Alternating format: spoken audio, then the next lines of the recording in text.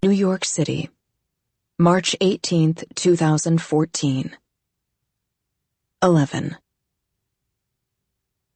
Laughter spills down from the High Line. Built along a defunct rail, the raised park runs down the western edge of Manhattan from 30th to 12th.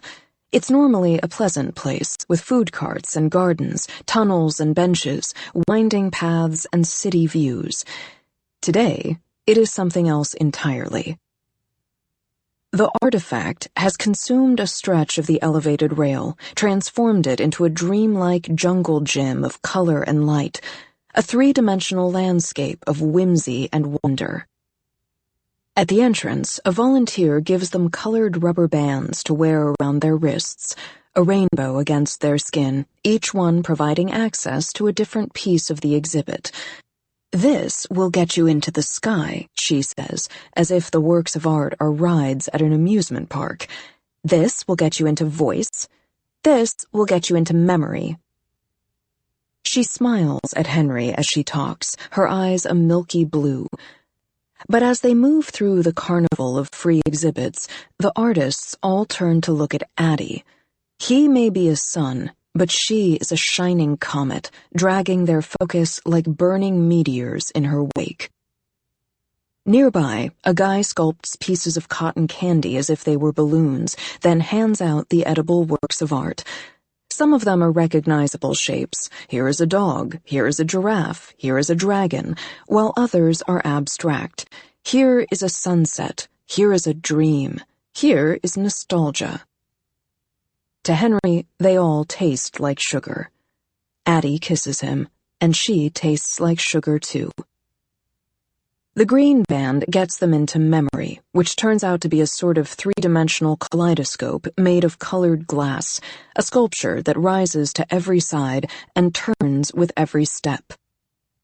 They hold on to each other as the world bends and rights and bends again around them, and neither says it, but both, he thinks, are happy to get out.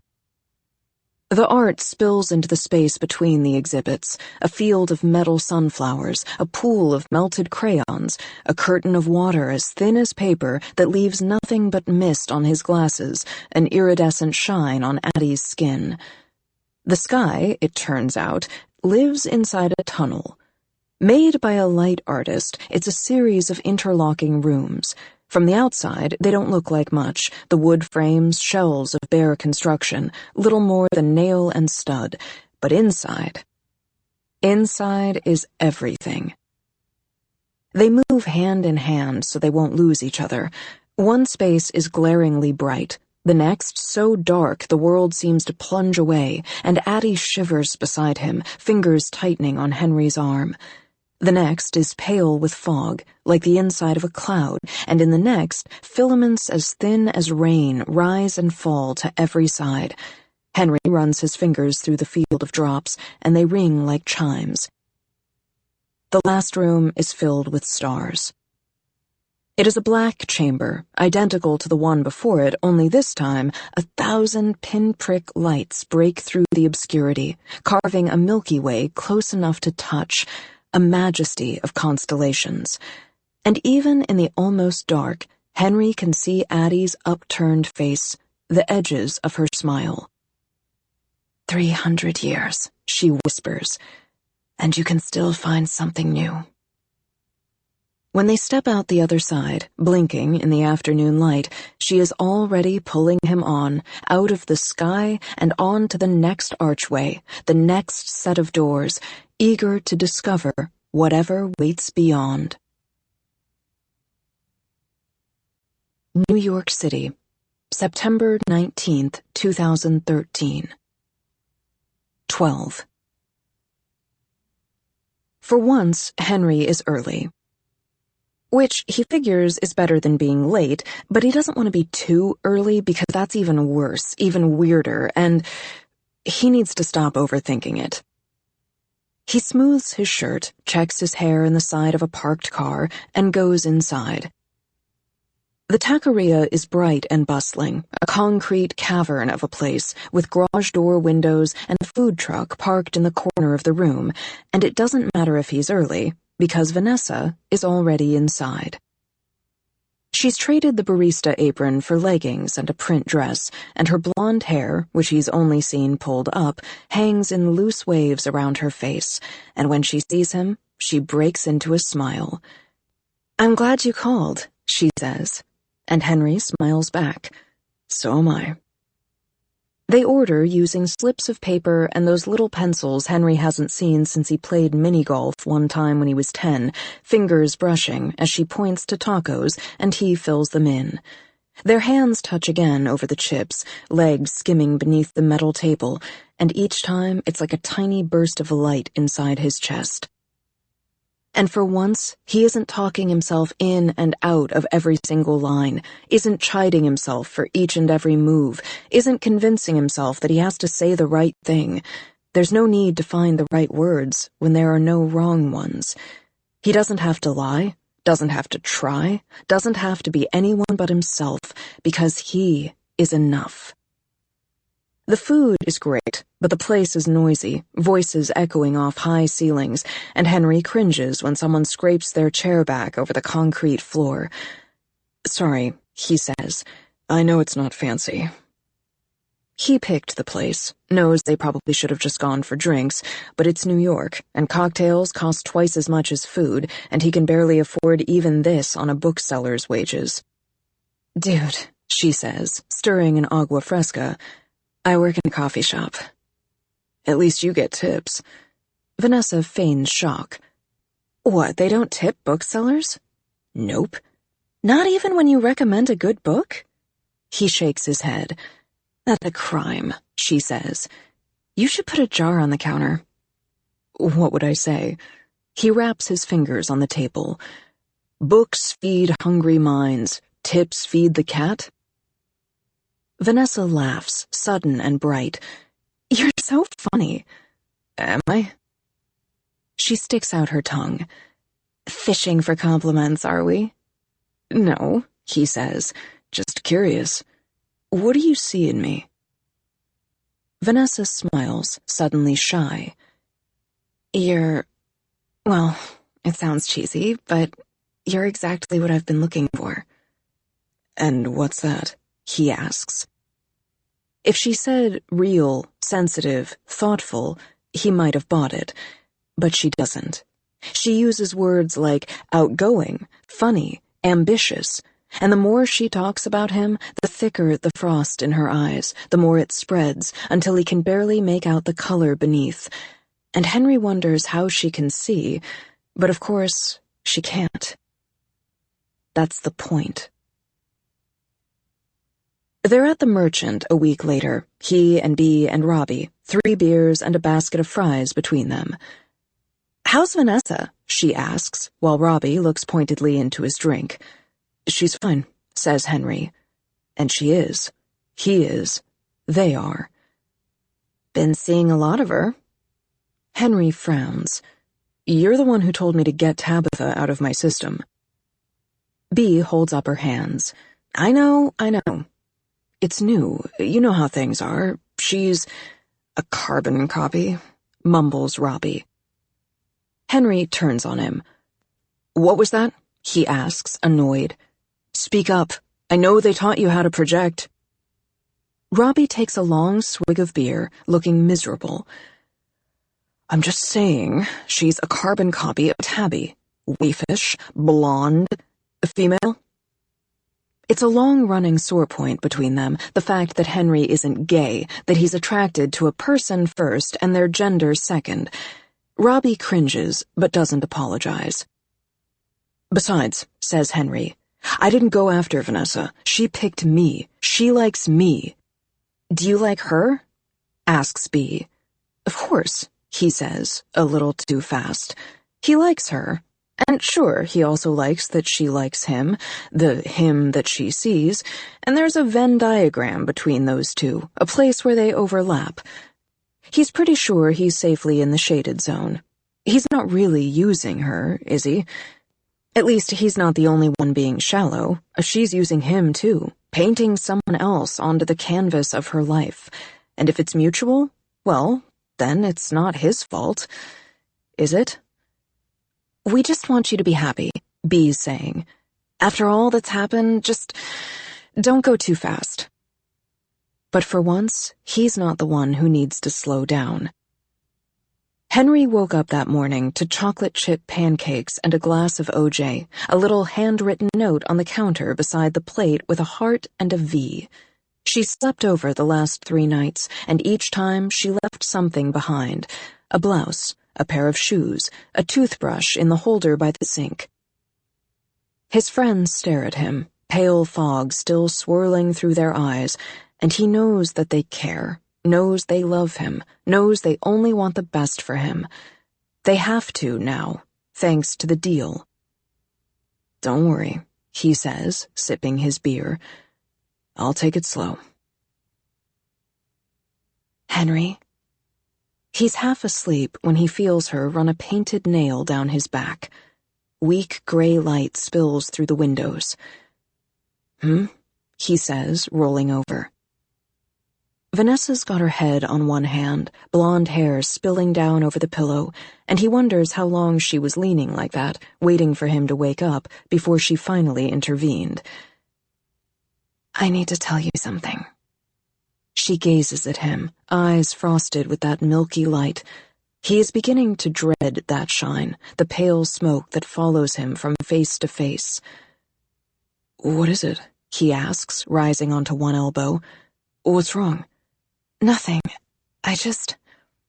She breaks into a smile. "I love you." And the scary thing is, she sounds like she means it. "You don't have to say it back. I know it's soon. I just wanted you to know." She nuzzles against him. "Are you sure?" he asks. "I mean, it's only been a week." "So what?" she says. "When you know, you know. And I know." Henry swallows, kisses her temple. "I'm going to take a shower." He stands under the hot water as long as he can, wondering what he's supposed to say to that, if and how he can convince Vanessa that it isn't love, it's just obsession.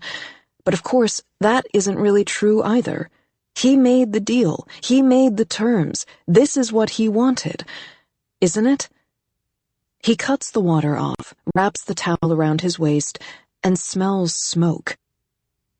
Not the scent of a match lighting a candle or something boiling over on the stove, but the char-black smell of things that aren't supposed to be on fire and are now burning.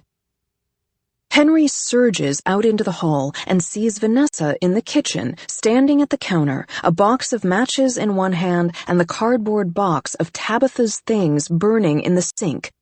"What are you doing?" he demands. "You're holding on to the past," she says, striking another match and tossing it into the box. "Like, literally holding on. You've had this box as long as we've been together." "I've only known you a week," he shouts, but she presses on.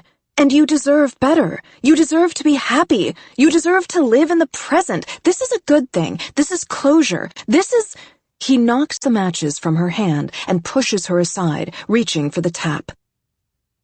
The water hits the box in a sizzle, sending up a plume of smoke as it douses the flames. "Vanessa," he says, gritting his teeth, "I need you to go." "Like, home?" "Like, go." "Henry," she says, touching his arm, "what did I do wrong?" And he could point to the smoldering remains in the kitchen sink, or the fact it's all going way too fast, or the fact that when she looks at him, she sees someone else entirely. But instead, he just says, "It's not you, it's me." "No, it's not," she says, tears sliding down her face. "I need some space, okay?" "I'm sorry," she sobs, clinging to him. "I'm sorry. I love you." Her limbs are wrapped around his waist, head buried in his side, and for a second he thinks he might have to physically pry her off. "Vanessa, let go." He guides her away, and she looks devastated, ruined. She looks the way he felt the night he made the deal, and it breaks his heart at the thought that she will walk out feeling that lost, that alone. I care about you, he says, gripping her shoulders.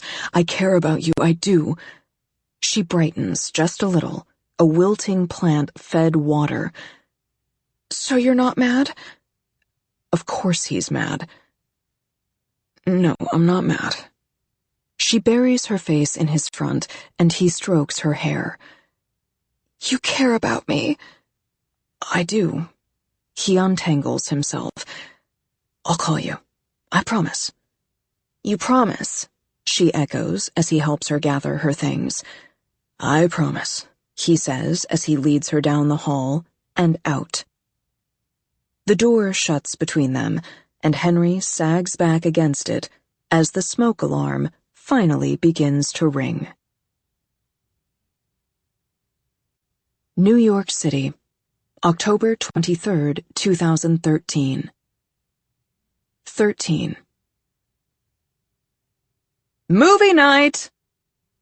Robbie flings himself across Henry's sofa like a starfish, long limbs hanging off the back and sides.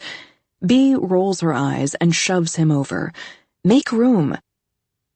Henry plucks the bag from the microwave, bouncing it from hand to hand to avoid the steam. He dumps the popcorn into the bowl. What's the movie? He asks, rounding the corner. The Shining. Henry groans. He's never been a fan of scary movies, but Robbie loves a reason to scream, treats the whole thing like another kind of performance, and it's his week to choose. It's Halloween, defends Robbie. It's the 23rd, says Henry, but Robbie treats holidays the way he treats birthdays, stretching them from days into weeks, and sometimes into seasons. Costume roll call, says Bea. Dressing up, he thinks, is just like watching cartoons, something you enjoyed as a kid before it passes through the no-man's land of teen angst, the ironic age of early 20s, and then, somehow, miraculously, it crosses back into the realm of the genuine, the nostalgic, a place reserved for wonder. Robbie strikes a pose from the sofa. Ziggy Stardust, he says, which makes sense. He spent the last several years working through Bowie's various incarnations. Last year, it was the Thin White Duke. Bea announces she's going as the Dread Pirate Roberts, pun intended, and Robbie reaches out and picks up a camera from Henry's coffee table, a vintage Nikon currently playing the part of paperweight. He cranes his head back and peers at Henry through the viewfinder upside down. What about you? Henry's always loved Halloween. Not the scary part, just the excuse to change, be someone else. Robbie says he should have just become an actor, that they get to play dress-up all year round, but the thought of living life on stage makes him queasy. He's been Freddie Mercury and the Mad Hatter, Tuxedo Mask, and the Joker. But right now, he already feels like somebody else. I'm already in costume, he says, gesturing at his usual black jeans, his narrow shirt. Can't you tell who I am? Peter Parker? Ventures Bea. A bookseller? Harry Potter having a quarter-life crisis? Henry laughs and shakes his head. Bea narrows her eyes. You haven't picked anything yet, have you? No, he admits, but I will. Robbie is still fiddling with the camera. He turns it around, purses his lips, and snaps a photo. The camera gives a hollow click. There's no film. Bea plucks it from his hands. Why don't you take more photos? She asks. You're really good. Henry shrugs, unsure if she means it. Maybe in another life, he says, handing each of them a beer. You still could, you know, she says. It's not too late. Maybe, but if he started now, would the photos stand on their own, judged good or bad on their own merits, or would each and every picture carry his wish forward? Would every person see the picture they wanted to see instead of the one he made? Would he ever trust them if they did? The movie starts, and Robbie insists on turning out all the lights, the three of them crammed together on the couch. They force Robbie to leave the bowl of popcorn on the table so he can't throw it at the first scary moment, so Henry doesn't have to pick up kernels after they're gone, and he spends the next hour averting his eyes every time the score whines in warning. When the boy rolls his tricycle down the hall, Bee mutters, "Nope, nope, nope," and Robbie sits forward, leaning into the scare, and Henry buries his face in his shoulder. The twin girls appear, hand in hand, and Robbie grabs Henry's leg. And when the moment passes, a lull in the fear, Robbie's hand is still resting on his thigh. And it's like a broken cup coming back together, the shattered edges lining up just right, which is, of course, wrong. Henry gets up, taking the empty popcorn bowl and heading for the kitchen. Robbie swings his leg up over the back of the sofa. "I'll help." "It's popcorn," Henry says over his shoulder as he rounds the corner. He tears the plastic wrapper off, shakes the pouch. "I'm pretty sure I just put the bag in the microwave and pressed the button." "You always let it go too long," says Robbie, right behind him. Henry tosses the pouch into the microwave and swings the door shut. He presses start, turns back toward the door. "So now you're the popcorn He doesn't get a chance to finish before Robbie's mouth is on his. Henry sucks in a breath, surprised by the sudden kiss, but Robbie doesn't break away. He presses him back into the counter, hips into hips, fingers sliding along his jaw as the kiss deepens. And this is better than all the other nights. This is better than the attention of 100 strangers. This is the difference between a hotel bed and home. Robbie is hard against him, and Henry's chest aches with want, and it would be so easy to fall back into this, to return to the familiar warmth of his kiss, his body, the simple comfort of something real. But that's the problem. It was real. They were real. But like everything in Henry's life, it ended, failed. He breaks the kiss as the first kernels begin to pop. "I've been waiting weeks to do that," whispers Robbie, his cheeks flushed, his eyes fever bright. But they're not clear. Fog winds through them, clouding the vivid blue. Henry lets out a shuddering breath, rubs his own eyes beneath his glasses. The popcorn rattles and pops, and Henry pulls Robbie into the hall, away from Bee and the horror movie score, and Robbie starts toward him again, thinking it's an invitation, but Henry puts his hand out, holding him back. "This is a mistake." "No, it's not," says Robbie. "I love you. I always have." And it sounds so honest, so real, Henry has to squeeze his eyes shut to focus. "Then why did you break up with me?" "What? I don't know. You were different. We weren't a fit." "How?" presses Henry. "You didn't know what you wanted. I wanted you. I wanted you to be happy." Robbie shakes his head. "It can't just be about the other person. You have to be someone too. You have to know who you are. Back then you didn't." He smiles. "But now you do." But that's just it. He doesn't. Henry has no idea who he is, and now neither does anyone else. He just feels lost. But this is the one road he won't take. He and Robbie were friends before they were more. Friends again for years after Robbie called it off, when Henry was still in love with him, and now it's reversed, and Robbie's going to have to find a way to move on, or at least find a way to smooth in love into love, the way Henry had done when it was him. "How long does it take to make popcorn?" shouts Bee. A singed smell wafts from the microwave, and Henry pushes Robbie into the kitchen, hits the stop button, pulls the bag out. But he's too late. The popcorn is irretrievably burned. New York City, November 14th, 2013.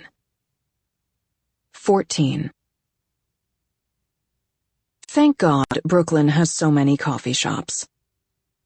Henry hasn't been back in to roast. Not since the Great Fire of 2013, as Robbie calls the whole Vanessa incident, with a little too much glee.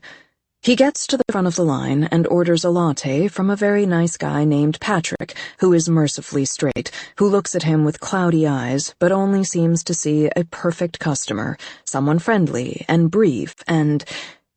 Henry?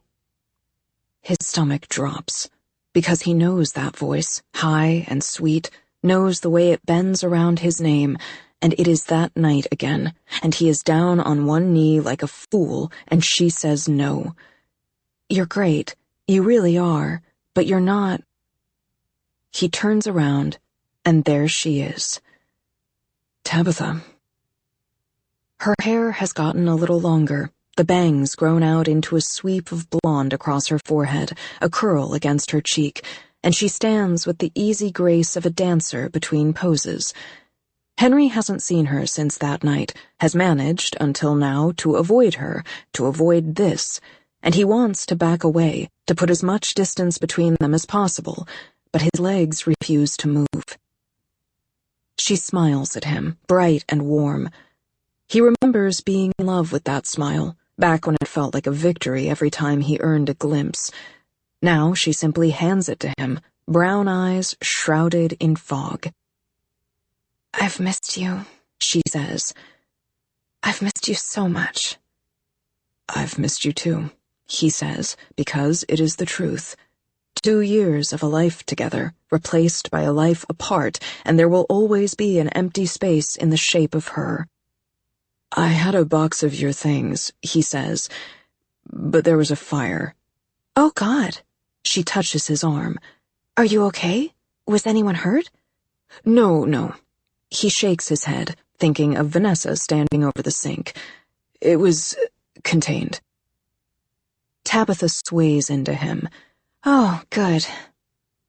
Up close, she smells like lilacs.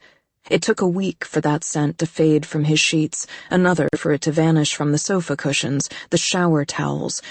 She leans into him, and it would be so easy to lean back, to give in to the same dangerous gravity that drew him to Robbie, the familiar pull of something loved and lost and then returned. But it isn't real. It isn't real. "Tabitha," he says, guiding her back. "You ended things." "No," she shakes her head. "I wasn't ready to take the next step, but I never wanted it to end. I love you, Henry." And despite it all, he falters, because he believes her. Or at least, he believes that she believes herself, and that is worse, because it still doesn't make it real. "Can't we try again?" she asks. Henry swallows and shakes his head.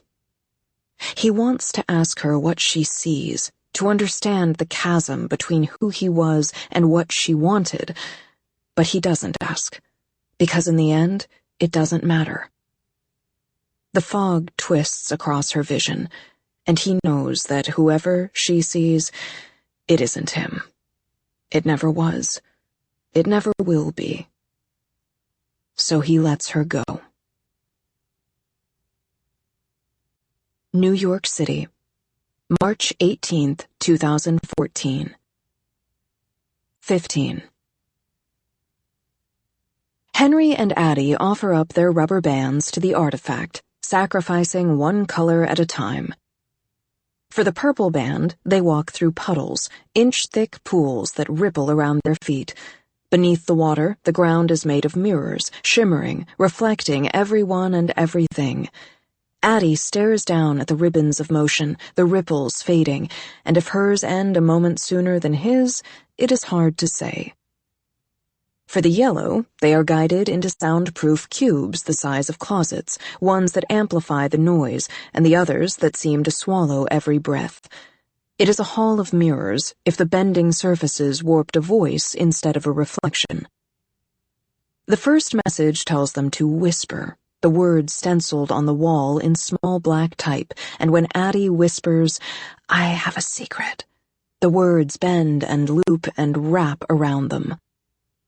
The next tells them to shout, this stenciled word as large as the wall it's written on.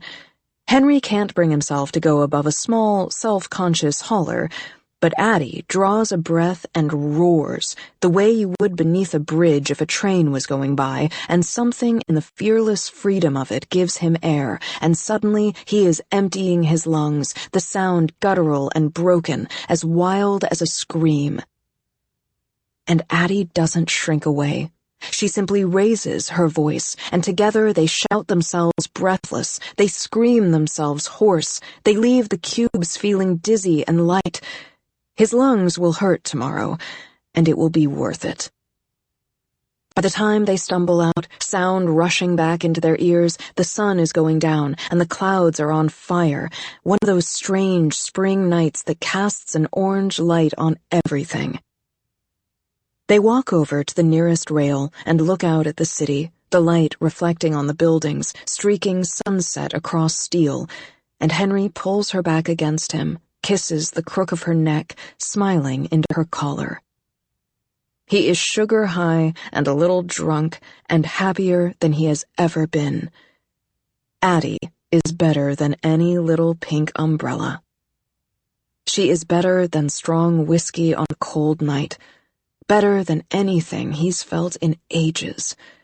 When Henry is with her, time speeds up and it doesn't scare him.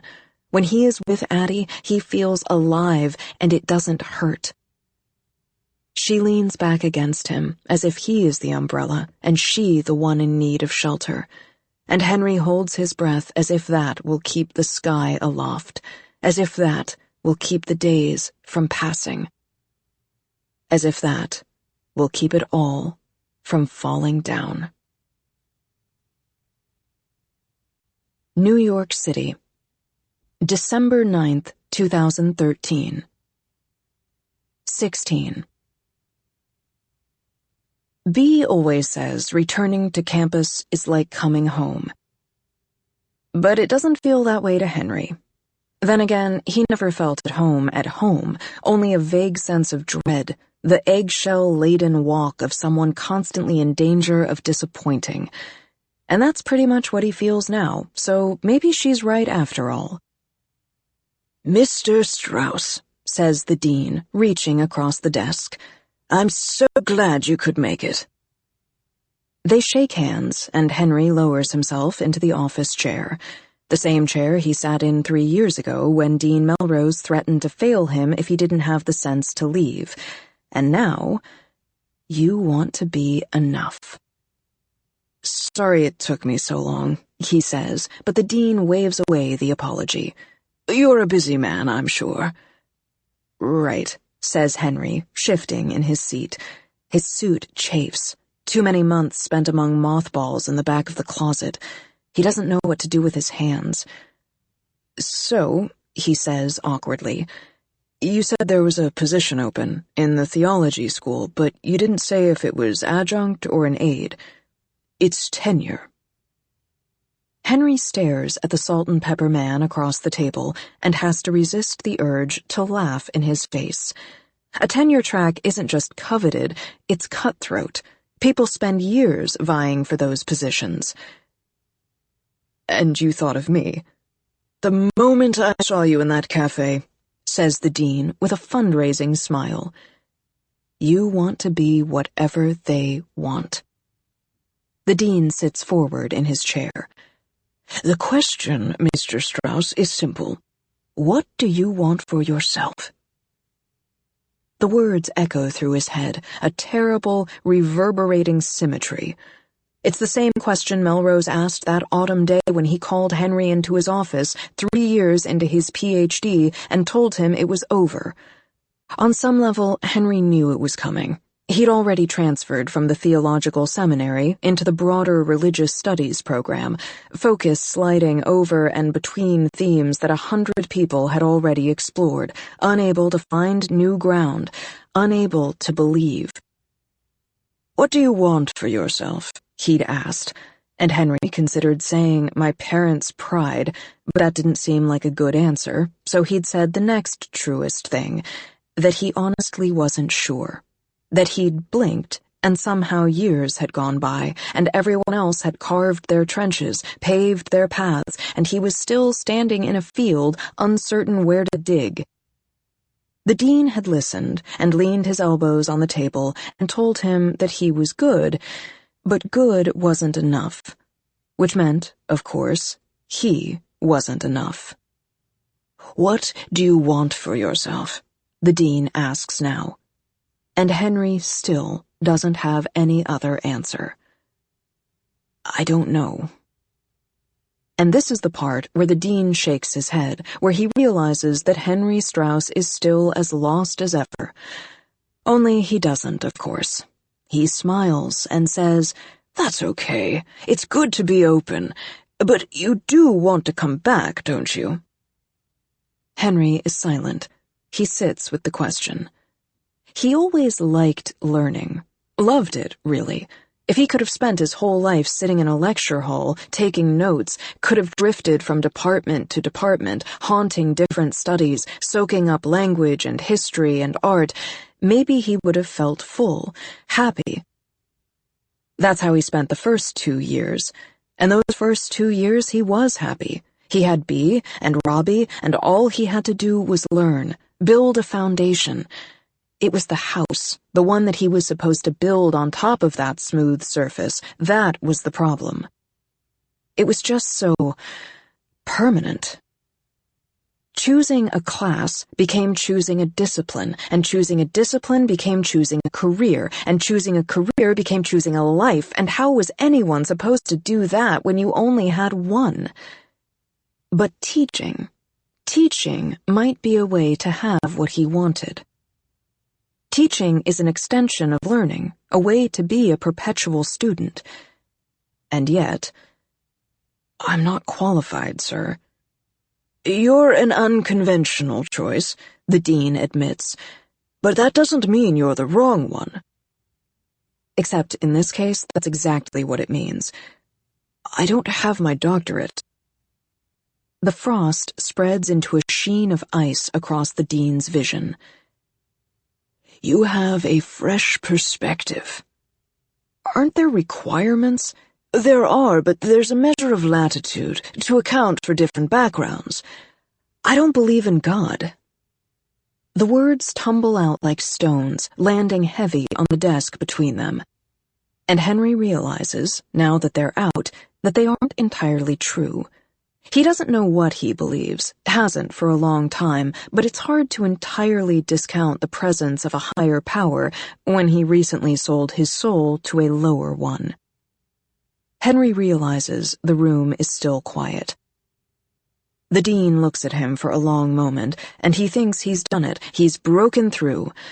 But then Melrose leans forward and says in a measured tone, "I don't either." He sits back. "Mr. Strauss, we are an academic institution, not a church. Dissent is at the heart of dissemination." But that's the problem. No one will dissent. Henry looks at Dean Melrose and imagines seeing that same blind acceptance on the face of every faculty member, every teacher, every student, and feels ill. They'll look at him and see exactly what they want, who they want, and even if he comes across someone who wants to argue, who relishes conflict or debate, it won't be real. None of it will ever be real again. Across the table, the dean's eyes are a milky gray. "You can have anything you want, Mr. Strauss. Be anyone you want. And we'd like to have you here." He stands, holds out his hand. "Think about it."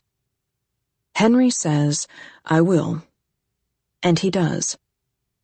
He thinks about it on the way across campus and on the subway, every station carrying him farther away from that life, the one that was and the one that wasn't. Thinks about it as he unlocks the store, shrugs out of the ill-fitting coat and flings it onto the nearest shelf, undoes the tie at his throat.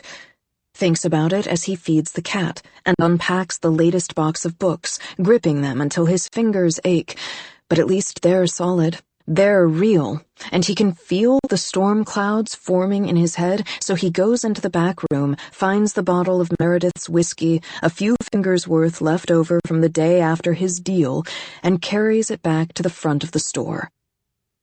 It's not even noon, but Henry doesn't care.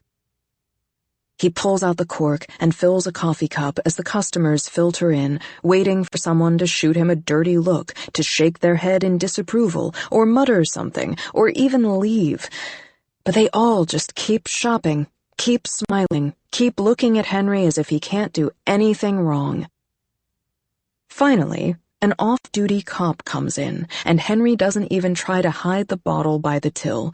Instead, he looks straight at the man and takes a long drink from his cup, certain that he's breaking some law, either because of the open container or the public intoxication. But the cop only smiles and raises an imaginary glass. "Cheers," he says, eyes frosting over as he speaks. Take a drink every time you hear a lie. You're a great cook, they say as you burn toast. You're so funny. You've never told a joke. You're so handsome, ambitious, successful, strong. Are you drinking yet? You're so charming, clever, sexy. Drink. So confident, so shy, so mysterious, so open. You are impossible, a paradox, a collection at odds. You are everything to everyone, the son they never had, the friend they always wanted, a generous stranger, a successful son, a perfect gentleman, a perfect partner, a perfect drink. They love your body, your abs, your laugh, the way you smell, the sound of your voice. They want you, not you. They need you, not you. They love you, not you. You are whoever they want you to be. You are more than enough because you are not real. You are perfect because you don't exist. Not you. Never you. They look at you and see whatever they want, because they don't see you at all. New York City, December 31st, 2013. 17. The clock is ticking down, the last minutes of the year dropping away. Everyone says to live in the now, to savor the moment, but it's hard when the moment involves 100 people crammed into a rent-controlled apartment in Bed-Stuy that Robbie is sharing with 2 other actors. Henry is trapped in a hall corner where the coat rack meets a closet. He has a beer hanging from one hand and the other tangled in the shirt of the guy kissing him, a guy who's definitely out of Henry's league, or who would be if Henry still had one. He thinks the guy's name is Mark, but it was hard to hear over all the noise. It could be Max or Malcolm. Henry doesn't know. And he wants to say this is the first person he's kissed tonight, even the first guy, but the truth is, he isn't sure about that either. Isn't sure how many drinks he's had, or if the taste melting on his tongue right now is sugar or something else. Henry has been drinking too much, too fast, trying to wash away, and there are too many people in the castle. The castle, that's what they call Robbie's place, though Henry can't remember exactly when they christened it that, or why. He searches for Bea, hasn't seen her since he waded through the crowd into the kitchen an hour before, saw her perched on the counter playing bartender and holding court for a group of women, and... Suddenly, the guy is fumbling with Henry's belt. "Wait," he says, but the music is loud enough he has to shout, has to pull Malcolm's ear against his mouth, which Malcolm takes as a sign to keep kissing him.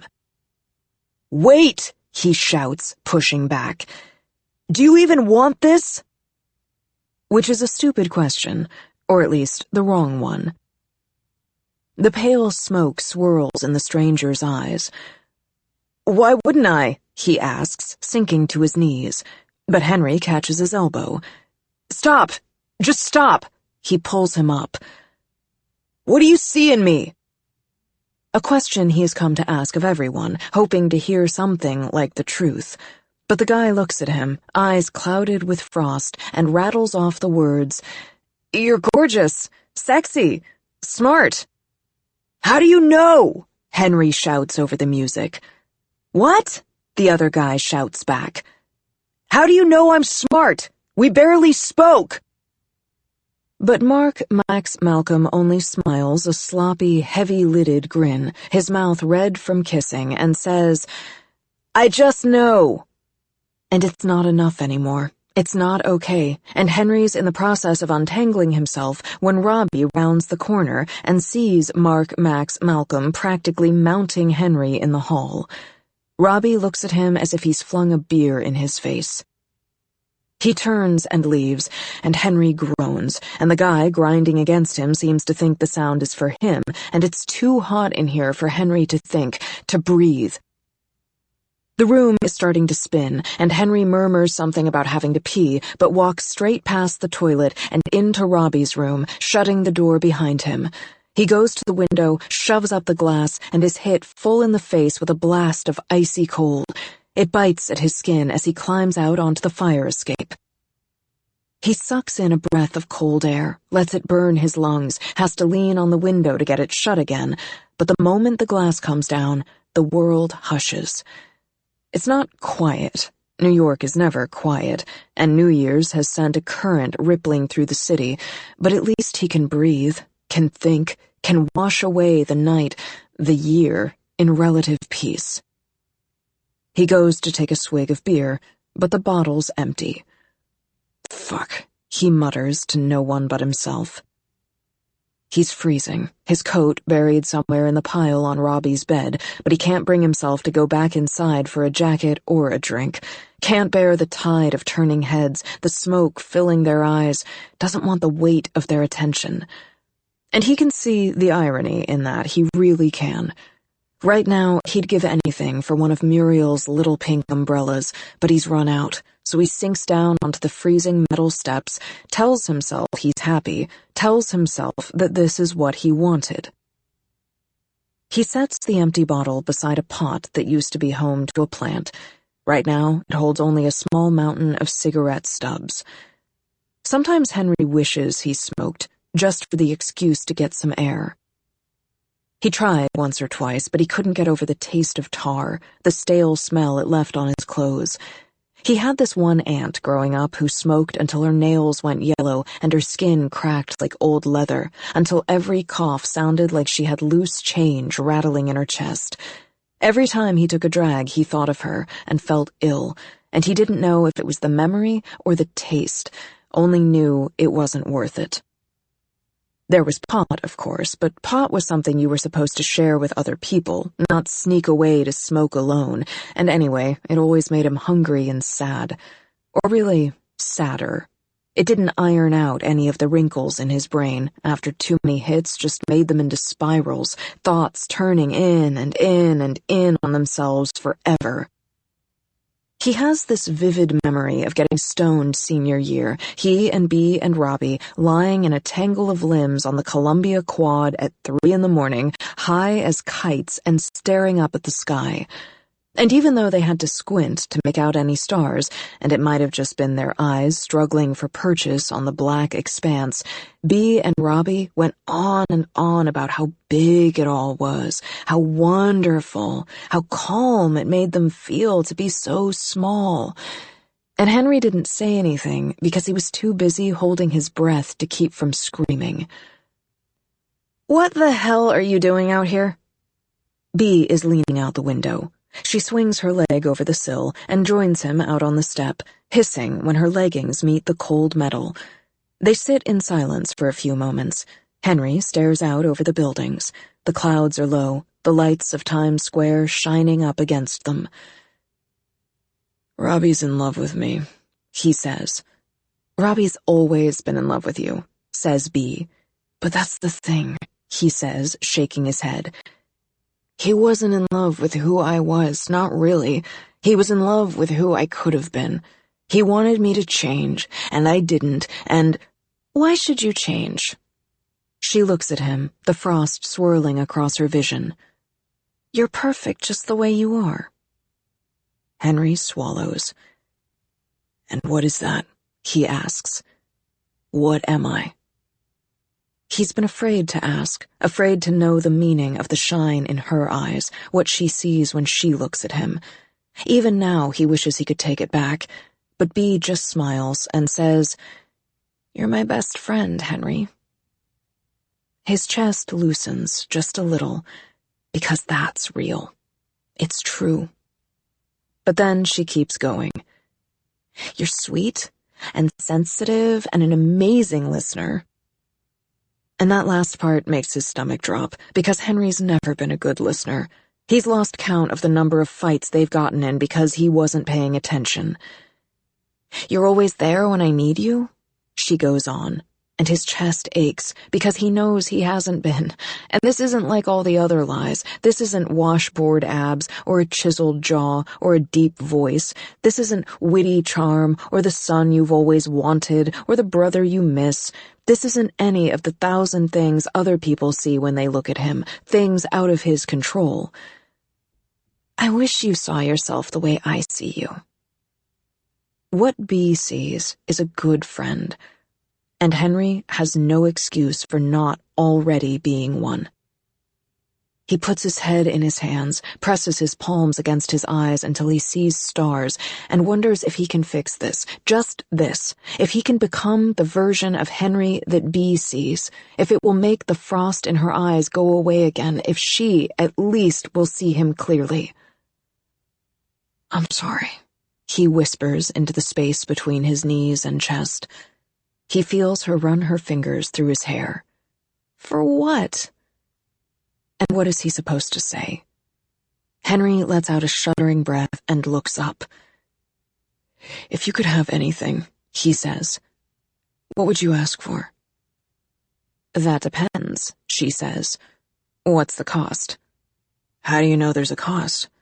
There's always a give and take. Okay, says Henry. If you sold your soul for one thing, what would it be? Bea chews her lip. Happiness. What is that? He asks. I mean, is it just feeling happy for no reason? Or is it making other people happy? Is it being happy with your job or your life or... Bea laughs. You always overthink things, Henry.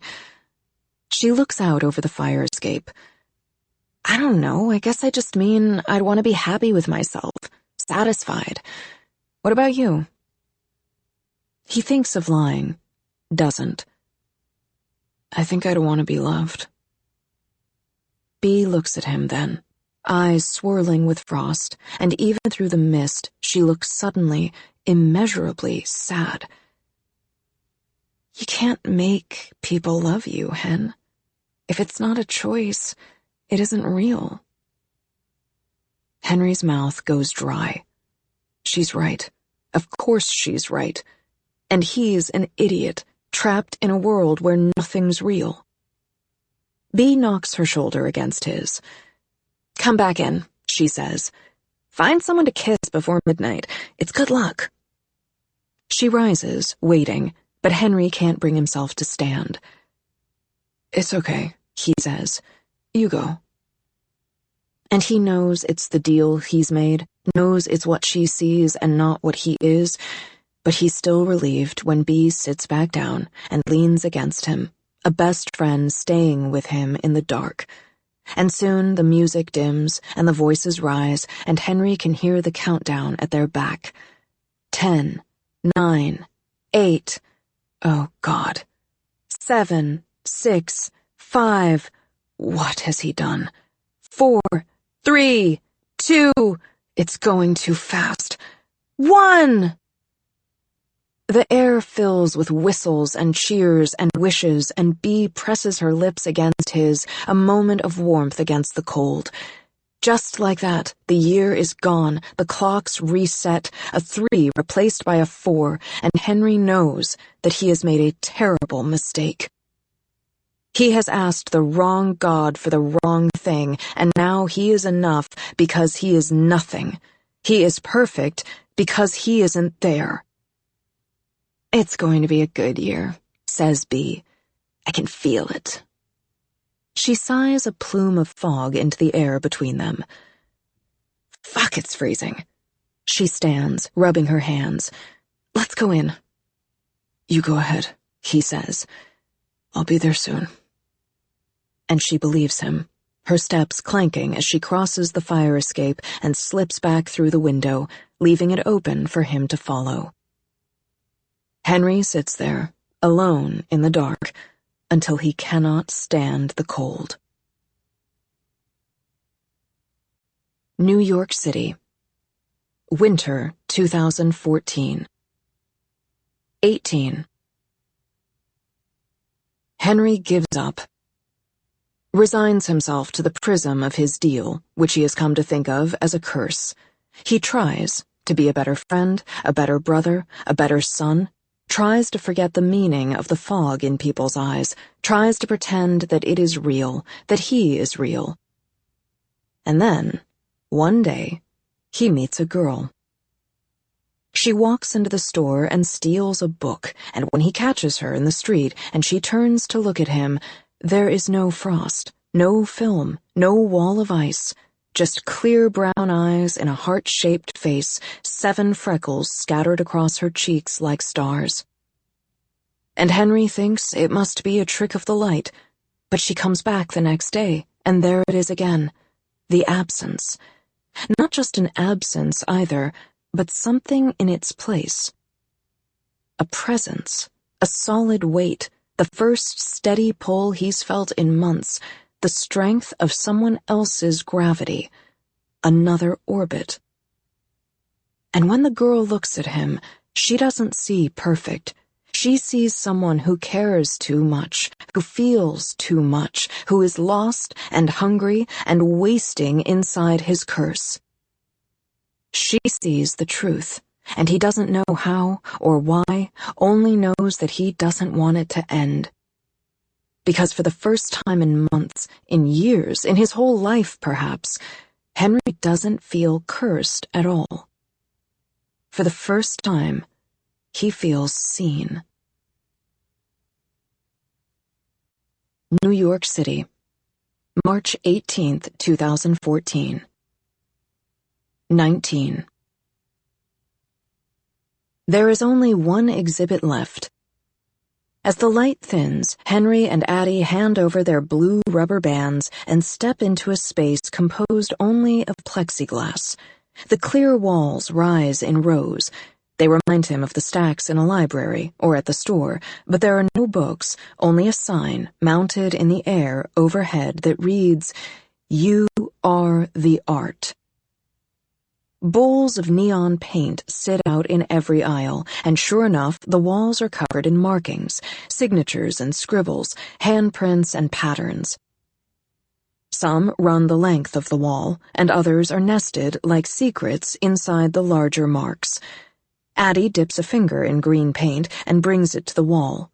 She draws a spiral, a single expanding mark, but by the time she reaches the 4th loop, the first has already faded, dropping away like a pebble in deep water. Impossible. Erased.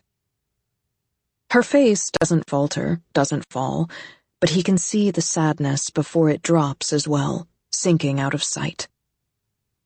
How do you hold on, he wants to ask. Instead, he dips his hand into the green paint, reaches past her, but he doesn't draw anything. Instead, he waits, hovering above the glass. "Put your hand over mine," he says, and she hesitates only a moment before pressing her palm to the back of his hand, ghosting her fingers over his own. "There," he says. "Now we can draw." She folds her hand over his, guides his index finger to the glass, and leaves a single mark, a line of green. He can feel the air lodge in her chest, can feel the sudden stiffness in her limbs as she waits for it to disappear. But it doesn't. It stays, staring back at them in that fearless shade. Something breaks inside her then. She makes a second mark, and a third, lets out a breathless laugh, and then, her hand on his, and his on the glass, Addie begins to draw. For the first time in 300 years, she draws birds and trees, draws a garden, draws a workshop, draws a city, draws a pair of eyes. The images spill out of her and through him and onto the wall with a clumsy, frenzied need, and she is laughing, tears streaming down her cheeks, and he wants to wipe them away, but his hands are her hands, and she is drawing. And then she dips his finger in the paint and brings it to the pane of glass, and this time she writes in halting cursive, one letter at a time, her name. It sits, nested among the many drawings, Addie LaRue. 10 letters, 2 words. It is no different, he thinks, from the 100 other marks they've made, but it is. He knows it is. Her hand drops away from his, and she reaches out, runs her fingers through the letters, and for a moment the name is ruined, streaks of green against the glass, but by the time her fingers fall away, it is back, unmarred, unchanged. Something changes in her, then. It rolls over her, the way storms roll over him, but this is different. This is not dark, but dazzling, a sudden, piercing sharpness. And then she is pulling him away from the maze, away from the people stretched beneath the starless night, away from the carnival of art and the island, and he realizes she is not pulling him away at all, but toward something, toward the ferry, toward the subway, toward Brooklyn, toward home. The whole way, she holds tightly to Henry, their fingers intertwined, the green paint staining both their hands as they climb the stairs, as he opens the door, and then she lets go, surging past him, through the apartment. He finds her in the bedroom, pulling a blue notebook from the shelf, scrounging a pen from the table. She presses them both into his hands, and Henry sinks onto the edge of the bed, folds back the cover of the notebook, one of a dozen he's never used, and she kneels, breathless, beside him. "Do it again," she says, and he brings the ballpoint pen to the blank page and writes her name in tight but careful script, Addie LaRue. It doesn't dissolve, it doesn't fade, it sits there, alone in the center of the page. And Henry looks up at her, waiting for her to go on, to dictate what comes next, and she looks down past him at the words. Addie clears her throat. "This is how it starts," she says. And he begins to write. An illustration of a woman, the lines of her body imitated by the twisting bedsheets. Her face is little more than angles, framed by messy hair, but the artist has given her one very specific feature, 7 small freckles in a band across her cheeks. Background. This drawing, found in Renati's 1806-8 notebook, is thought by some to be the inspiration for his later masterpiece, The Muse. While the model's pose and the work's medium are different, the number and placement of the freckles is conspicuous enough for many to speculate on the model's enduring importance in Renati's work. Estimated value, $267,000. Villons-sur-Sarthe, France, July 29, 1764. 1. Addie makes her way to the church. It sits near the center of Villons, squat and gray and unchanged, the field beside it bordered by a low stone wall. It does not take her long to find her father's grave, Jean LaRue. Her father's grave is spare, a name and dates, a Bible verse, everyone who calls on the name of the Lord will be saved. No mention of the man her father was, no mention of his craft, or even his kindness. A life reduced to a block of stone, a patch of grass.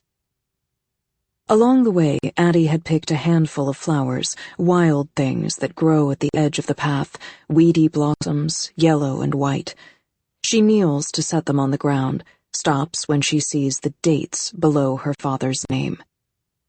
1670 to 1714. The year she left. She searches her memory, tries to remember any signs of sickness, the cough that lingered in his chest, the shadow of weakness in his limbs. The memories from her second life are trapped in amber, perfectly preserved, but the ones from before, when she was Adeline Larue, memories of kneading bread on a stool beside her mother, of watching her father carve faces into blocks of wood, of trailing Estelle through the shallows of the Sarthe, those are fading. The 23 years she lived before the woods, before the deal, worn to little more than edges. Later, Addie will be able to recall almost 300 years in perfect detail, every moment of every day preserved. But she is already losing the sound of her father's laugh. She cannot recall the exact color of her mother's eyes, cannot recall the set of Estelle's jaw. For years, she will lie awake and tell herself stories of the girl she'd been, in hopes of holding fast to every fleeting fragment, but it will have the opposite effect. The memories like talismans, too often touched, like saints' coins, the etching worn down to silver plate and faint impressions.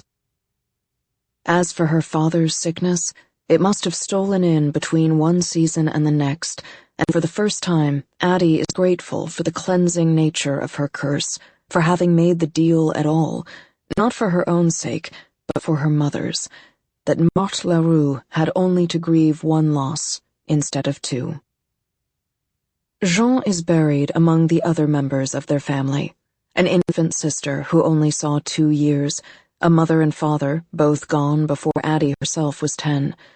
One row over, their own parents and unmarried siblings, the plot beside him empty and waiting for his wife. There is no place for her, of course, but this string of graves, like a timeline, charting from the past into the future, this is what drove her to the woods that night, the fear of a life like this, leading to the same small patch of grass. Staring down at her father's grave, Addie feels the heavy sadness of finality, the weight of an object coming to rest. The grief has come and gone. She lost this man 50 years ago. She has already mourned, and though it hurts, the pain isn't fresh. It has long dulled to an ache, the wound given way to scar. She lays the flowers on her father's grave and rises, moving deeper between the plots, drawn back in time with every step until she is no longer Addie, but Adeline, no longer a ghost, but flesh and blood and mortal, still bound to this place, roots aching like phantom limbs. She studies the names on the gravestones, knows each and every one, but the difference is that once upon a time, the names knew her too. Here is Roger, buried beside his first and only wife, Pauline. Here is Isabelle, and her youngest, Sarah, taken in the same year. And here, almost in the center of the yard, is the name that matters most, the one that held her hand so many times, showed her there was more to life. Estelle Marguerite reads her tombstone, 1642 to 1719. The dates are carved over a simple cross, and Addie can almost hear the old woman hissing through her teeth. Estelle, buried in the shadow of a house she did not worship. Estelle, who would say that a soul is just the seed returned to soil, who wanted nothing but a tree over her bones. She should have been laid to rest at the edge of the woods or amid the vegetables in her garden. She should have at least been buried in a corner plot where the branches of an old yew reach over the low wall to shade the graves. Addie crosses to the small shed at the edge of the churchyard and finds a trowel amid the tools and sets off for the woods. It is the height of summer, but the air is cool beneath the cover of the trees. Midday, but still the smell of night lingers on the leaves. The scent of this place, so universal and specific. With every breath, the taste of soil on her tongue, the memory of desperation, a girl sinking her hands into the dirt as she prayed. Now she sinks the trowel instead, coaxes a sapling from the soil. It is a fragile thing, likely to fall over with the next strong storm, but she carries it back to the churchyard, cradled like an infant in her hands, and if anyone finds it strange, they will forget about the sight long before they think to tell anyone. And if they notice the tree growing over the old woman's grave, perhaps they will stop and think of older gods again. And as Addie leaves the church behind, the bells begin to chime, calling the villagers to Mass. She walks down the road as they pour from their homes, children clinging to their mothers' hands, and men and women side by side, some faces new to her, and others she knows. There is Georges Tarot, and Roger's oldest daughter, and Isabelle's 2 sons, and the next time Addie comes, they will all be dead, the last of her old life, her first life, buried in the same 10-meter plot. The hut sits abandoned at the edge of the woods. The low fence has fallen in, and Estelle's garden is long overgrown, the house itself slowly giving way, sagging with age and neglect. The door is shut fast, but the shutters hang on broken joints, exposing the glass of a single window, cracked open like a tired eye. The next time Addie comes, the frame of the house will be lost beneath the green, and the time after that, the woods will have crept forward and swallowed it all. But today it still stands, and she makes her way up the weedy path, the stolen lantern in one hand. She keeps expecting the old woman to step out of the woods, wrinkled arms filled with cuttings, but the only rustle comes from magpies and the sound of her own feet. Inside, the hut is damp and empty, the dark space littered with debris, the clay shards of a broken cup, a crumbling table, but gone are the bowls in which she mixed her salves, and the cane she used when the weather was wet, and the bundles of herbs that hung from the rafters, and the iron pot that sat in the hearth. Addie is sure that Estelle's things were taken up after her death, parceled out through the village, just as her life was, deemed public property simply because she did not wed. Villon, her ward, because Estelle had no child. She goes into the garden and harvests what she can from the wild plot, carries the ragged bounty of carrots and long beans inside, and sets it on the table. She throws the shutters open and finds herself face to face with the woods. The trees stand in a dark line, tangled branches clawing at the sky. Their roots are inching forward, crawling into the garden and across the lawn. A slow and patient advance.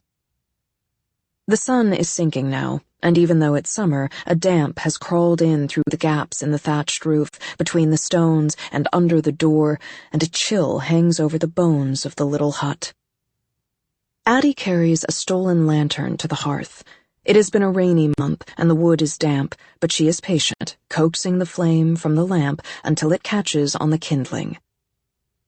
50 years, and she is still learning the shape of her curse. She cannot make a thing, but she can use it. She cannot break a thing, but she can steal it. She cannot start a fire, but she can keep it going. She does not know if it's some kind of mercy or simply a crack in the mortar of her curse, one of the few fissures she's found in the walls of this new life. Perhaps Luke hasn't noticed, or perhaps he has put them there on purpose, to draw her out, to make her hope. Addie draws a smoldering twig from the fireplace and brings it idly to the threadbare rug. It is dry enough that it should catch and burn, but it does not. It gutters and cools too quickly, just outside the safety of its hearth. She sits on the floor, humming softly as she feeds stick after stick into the blaze until it burns the chill off the place like a breath scattering dust. She feels him like a draft. He does not knock. He never knocks. One moment she is alone, and the next she is not. Adeline. She hates the way it makes her feel to hear him say her name, hates the way she leans into the word like a body seeking shelter from a storm. Luc? She turns, expecting to see him as he was in Paris, dressed in the fine salon fashion, but instead he is exactly as he was the night they met, wind-blown and shadow-edged, in a simple dark tunic, the laces open at the collar. The firelight dances across his face, shades the edges of his jaw and cheek and brow like charcoal. His eyes slide over the meager bounty on the sill before returning to her. Back where you started. Addie rises to her feet so he can't look down on her. 50 years, he says. How quickly they go by. They have not gone quickly at all, not for her, and he knows it. He is looking for bare skin, soft places to slide the knife, but she will not give him such an easy target. No time at all, she echoes coolly. To think one life would ever be enough. Luc flashes only the edge of a smile. What a picture you make, tending that fire. You could almost be Estelle. It is the first time she has heard that name on his lips, and there is something in the way he says it, almost wistful. Luc crosses to the window and looks out at the line of trees. How many nights she stood here and whispered out into the woods. He glances over his shoulder, a coy grin playing over his lips. For all her talk of freedom, she was so lonely in the end. Addie shakes her head. No, you should have been here with her, he says. Should have eased her pain when she was ill, should have laid her down to rest. You owed her that. Addie draws back as if struck. You were so selfish, Adeline, and because of you, she died alone. We all die alone. That is what Estelle would say. At least she thinks. She hopes. Once she would have been certain, but the confidence has faded with the memory of the woman's voice. Across the room, the darkness moves. One moment he is at the window, the next he is behind her, his voice threading through her hair. She was so ready to die, Luc says. So desperate for that spot in the shade, she stood at that window and begged and begged. I could have given it to her. A memory, old fingers tight around her wrist. Never pray to the gods that answer after dark. Addie turns on him. She never would have prayed to you. A flickering smile. No. A sneer. But think of how sad she'd be to know you did. Addie's temper flares.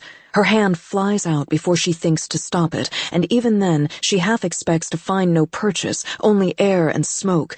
But Luc is caught off guard, and so her palm strikes skin, or something like it.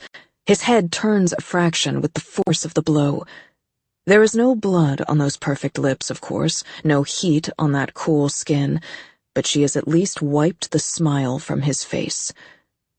Or so she thinks. Until he begins to laugh.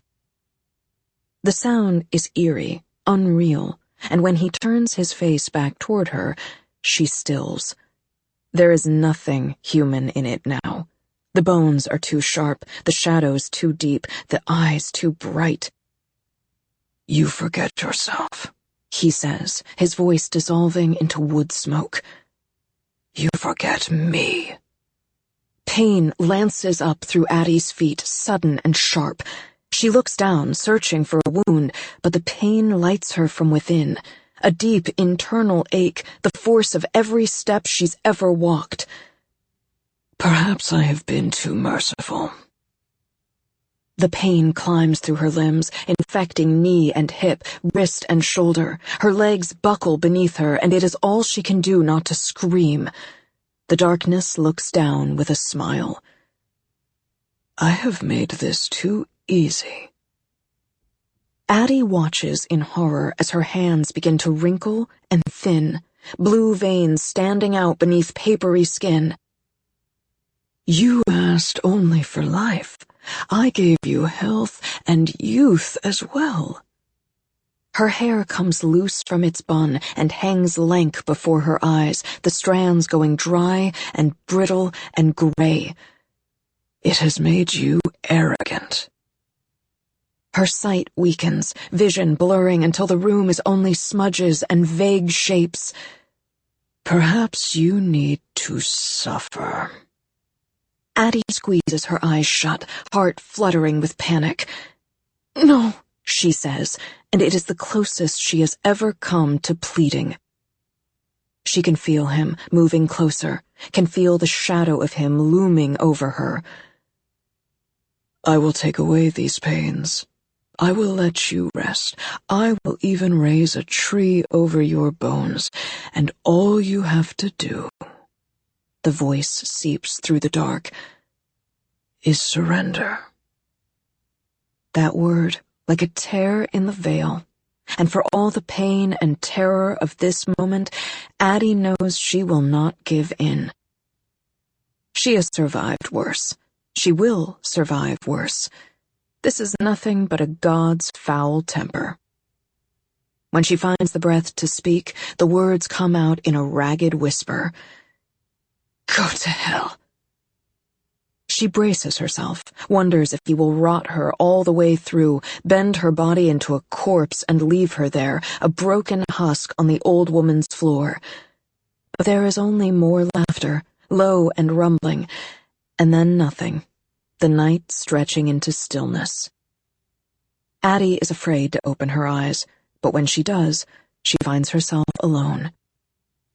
The ache has faded from her bones. Her loose hair has regained its chestnut shade. Her hands, once ruined, are again young, smooth, and strong. She rises, shaking, and turns toward the hearth. But the fire, so carefully tended, has gone out.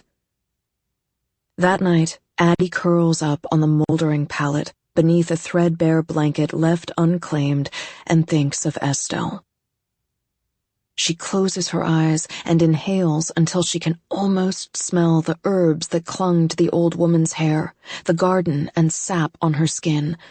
She holds fast to the memory of Estelle's crooked smile, her crow-like laugh, the voice she used when she spoke to gods and the one she used with Addie.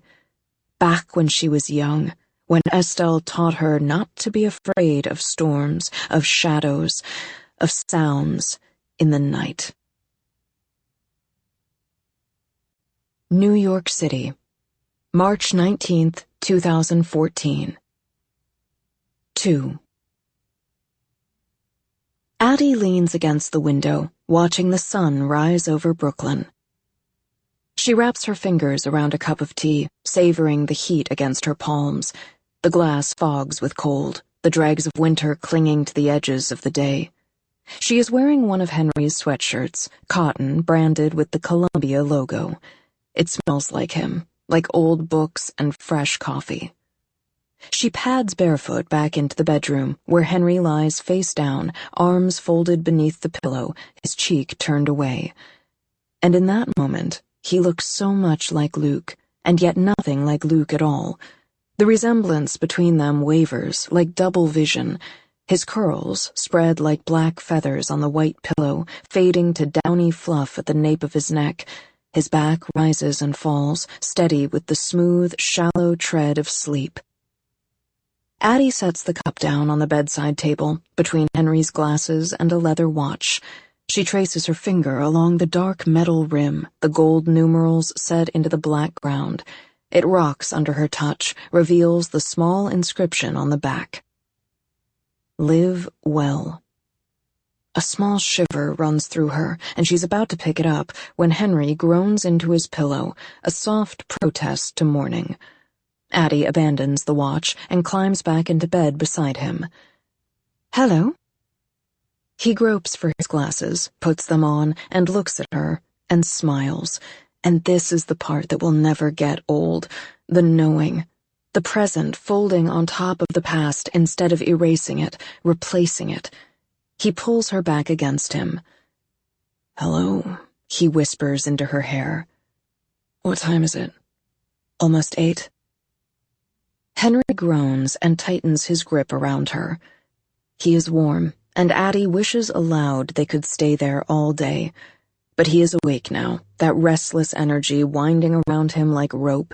She can feel it in the tension of his arms, the subtle shifting of his weight. "I should go," she says, because she assumes that is what you are supposed to say when you are in someone else's bed, when they remember how you got there. But she doesn't say, "I should go home," and Henry senses the dropped word. "Where do you live?" he asks. Nowhere, she thinks. Everywhere. "I manage. The city is full of beds." "But you don't have a place of your own." Addie looks down at the borrowed sweatshirt, the sum total of her current possessions flung over the nearest chair. "No." "Then you can stay here." 3 dates and you're asking me to move in?" Henry laughs, because of course it is absurd, but it is hardly the strangest thing in either of their lives. "How about I ask you to stay for now?" Addie doesn't know what to say, and before she can think of something, he is out of bed, pulling open the bottom drawer. He pushes the contents to one side, carving out space. "You can put your stuff here." He looks at her, suddenly uncertain. "Do you have things?" She will explain, eventually, the details of her curse, the way it twists and curls around her. But he doesn't know them yet, doesn't need to. For him, her story has just started. "There's no point, really, in having more than you can hold when you have no place to put things down." "Well, if you get things, if you want them, you can put them there."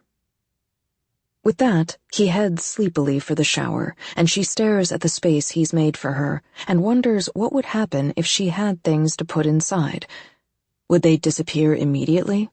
Go slowly, carelessly missing, like socks stolen by a dryer? She has never been able to hang on to anything for long, only the leather jacket and the wooden ring, and she's always known it is because Luke wanted her to have both, had bound them to her under the guise of gifts. She turns and studies the clothes flung over the chair. They're streaked with paint from the highline. There's green on her shirt, a purple smear on the knee of her jeans. Her boots, too, are flecked with yellow and blue. She knows the paint will fade, rinsed off by a puddle, or simply wiped away by time, but that's how memories are supposed to work. There, and then little by little gone. She gets dressed in yesterday's outfit, takes up the leather jacket, but instead of shrugging it on, she folds it carefully, places it in the empty drawer.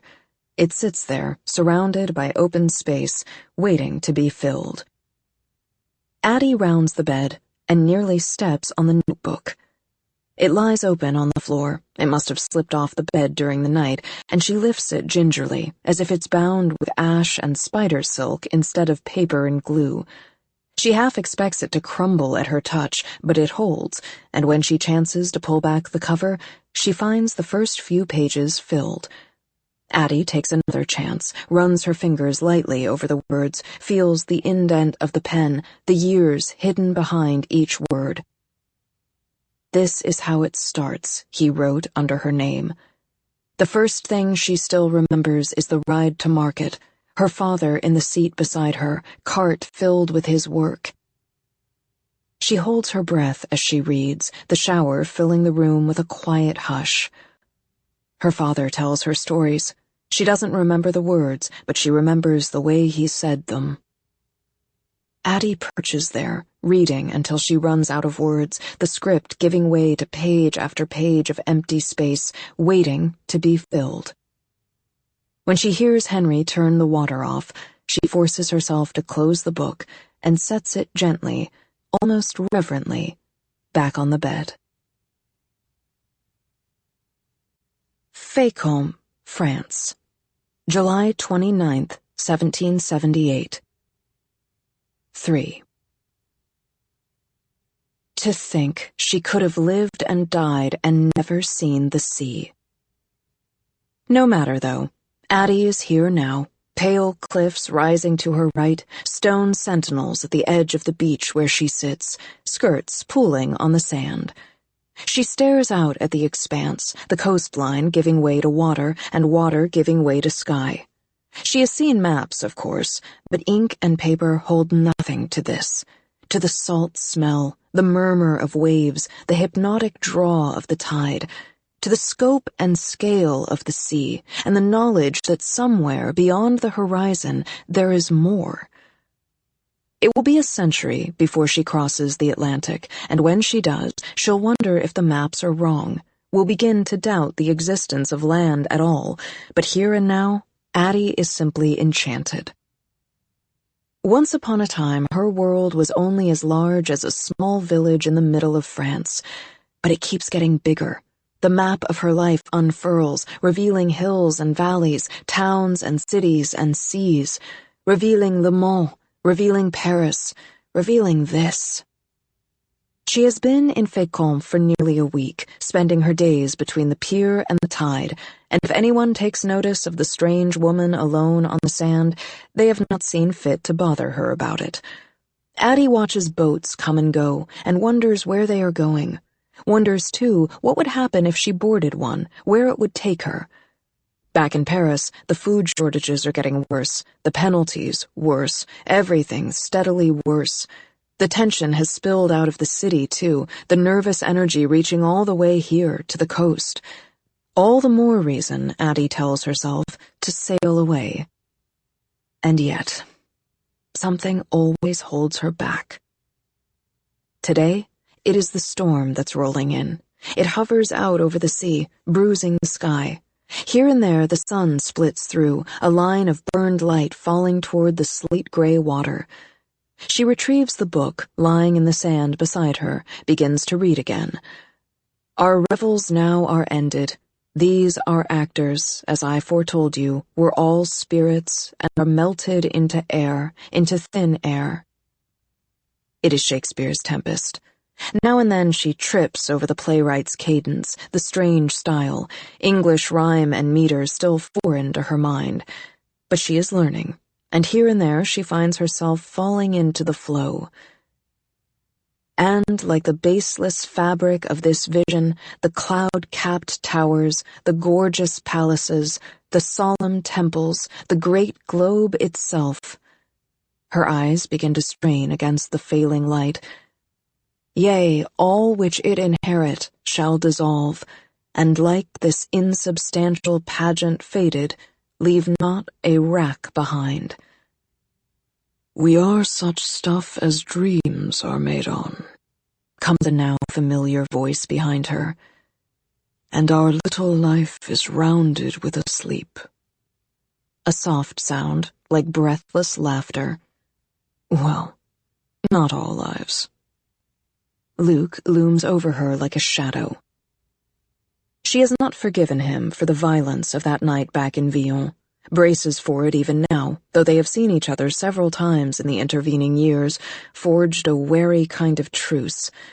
But she knows better than to trust it as he sinks onto the sand beside her, one arm draped lazily over his knee, the picture of languid grace, even here. I was there, you know, when he wrote that verse. Shakespeare. She cannot hide her surprise. Who do you think he called on in the dead of night when the words would not come? You lie. I boast, he says. They are not the same. Our William sought a patron, and I obliged. The storm is rolling in, a curtain of rain sliding toward the coast. Is that really how you see yourself? She asks, tapping sand from her book. As some splendid benefactor. Do not sulk simply because you chose poorly. Did I, though? She counters.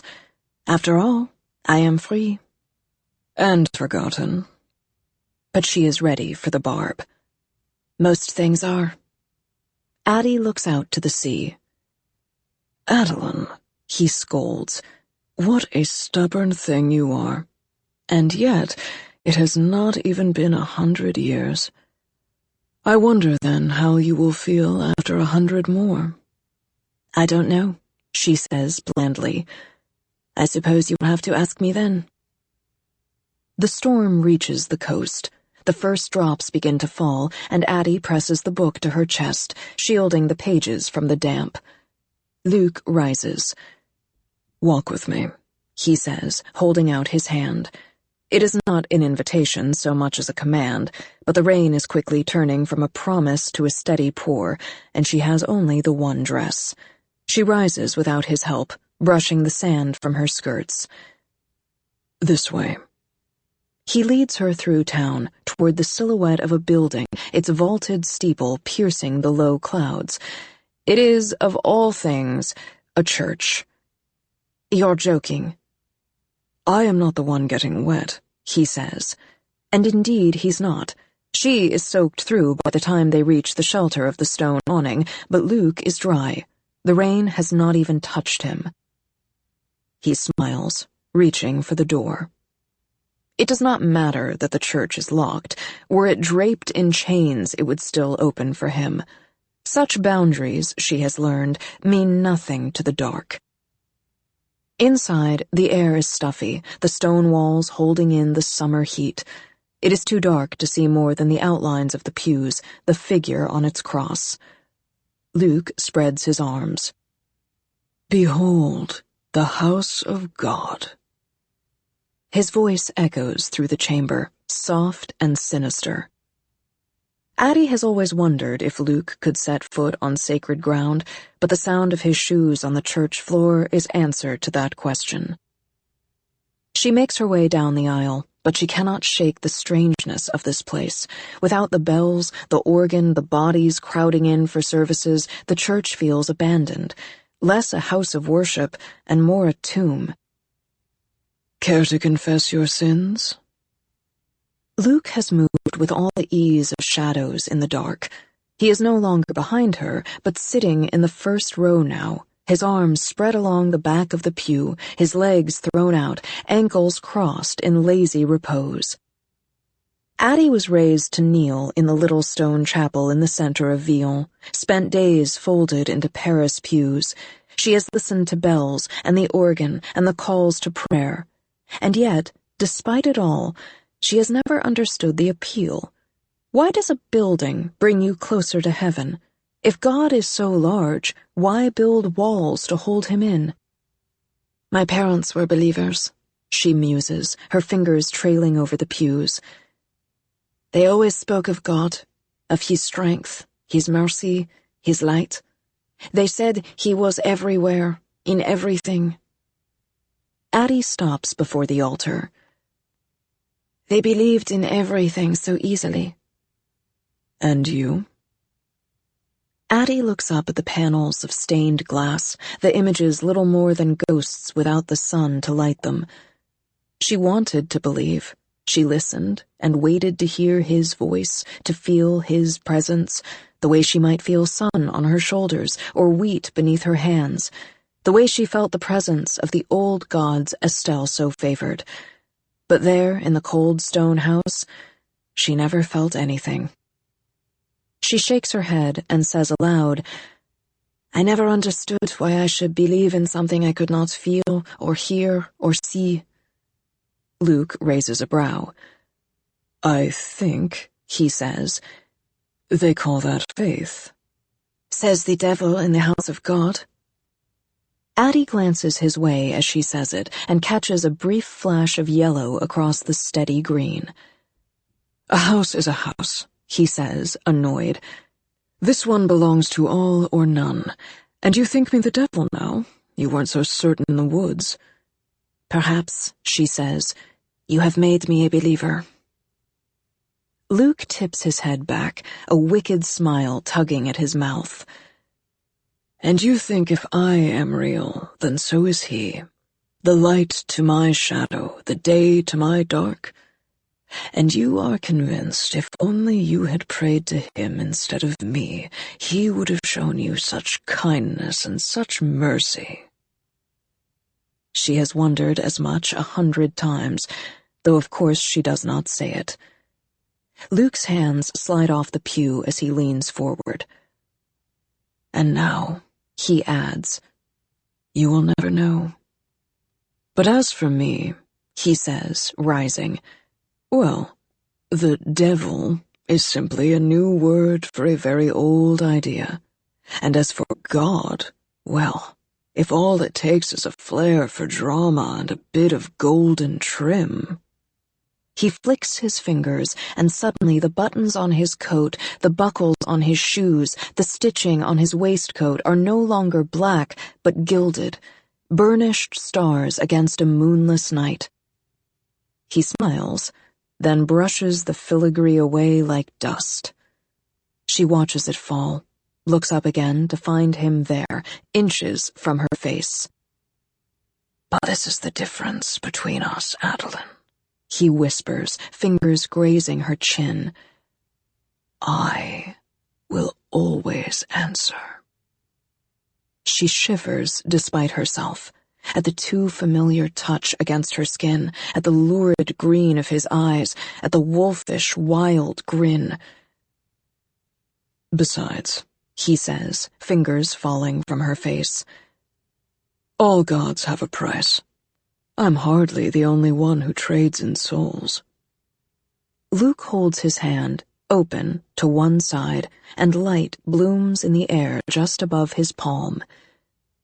"He lets souls wither on shelves. I water them." The light warps and coils. "He makes promises. I pay up front." It flares once, sudden and brilliant, and then draws close, taking on a solid shape. Addie has always wondered what a soul would look like. It is such a grand word, soul, like God, like time, like space, and when she's tried to picture it, she's conjured images of lightning, or sunbeams through dust, of storms in the shape of human forms, of vast and edgeless white. The truth is so much smaller. The light in Luke's hand is a marble, glassy and glowing with a faint internal light. Is that all? And yet, Addie cannot tear her gaze from the fragile orb. She feels herself reaching for it, but he draws it back, out of her reach. "Do not be deceived by its appearance." He turns the glowing bead between his fingers. "You look at me and see a man, though you know I am nothing of the sort. This shape is only an aspect, designed for the beholder." The light twists and shifts, the orb flattening into a disk, and then a ring. Her ring. The ash wood glows, and her heart aches to see it, to hold it, to feel the worn surface against her skin. But she clenches her hands into fists to keep from reaching out again. "What does it really look like?" "I can show you," he purrs, letting the light settle in his palm. "Say the word, and I will lay your own soul bare before you. Surrender, and I promise the last thing you see will be the truth." There it is again. One time salt, and the next honey, and each designed to cover poison. Addie looks at the ring, lets herself linger on it one last time, and then forces her gaze up past the light to meet the dark. "You know," she says, "I think I'd rather live and wonder." Luke's mouth twitches, and she cannot tell if it is anger or amusement. "Suit yourself, my dear," he says, dousing the light between his fingers. New York City, March 23, 2014. 4. Addie sits folded in a leather chair in the corner of the last word, the soft purr of the cat emanating from the shelves somewhere behind her head, as she watches customers lean toward Henry like flowers toward the sun. Once you know about a thing, you start to see it everywhere. Someone says the words purple elephant, and all of a sudden you catch sight of them in shop windows and on t-shirts, stuffed animals and billboards, and you wonder how you never noticed. It is the same with Henry and the deal he made. A man laughing at everything he says, a woman beams, radiant with joy. A teenage girl steals chances to touch his shoulder, his arm, blushing with blatant attraction. Despite it all, Addie is not jealous. She has lived too long and lost too much, and what